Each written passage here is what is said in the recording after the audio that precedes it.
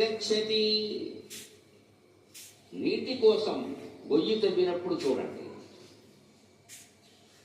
భూతలంలో ఎక్కడో అడుగున ఉన్న నీరు పైకి రావాలంటే ఎన్ని అడుగులైనా తవ్వాల్సిందే కదండి. 50 అడుగులు, 60 అడుగులు, 100 అడుగులు, అవసరమైతే 150 అడుగులు, మానట్లేదు. ఎందుకంటే నీరు పడాలి. నీరు పడకపోతే అక్కడ ఇల్లు కట్టుకోలేము, మనం కట్టుకుని ఉపయోగం లేదు. ఇక్కడ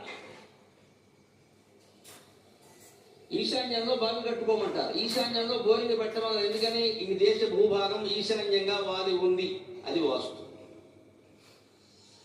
నువ్వు ఈశాన్యంలో తవ్వితే 10 అడుగుల ముందే నీరు వస్తాయి.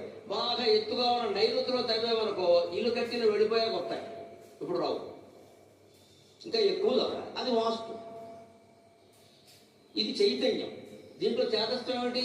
ఈశాన్యంలో బావి తవ్వకపోతే పిల్లాడికి పెళ్ళి అవ్వదు, దానికి వీడి పెళ్లికి సంబంధం ఏంటి? పెళ్ళి అయితే ఆ బావిలోనే పడి వస్తారు.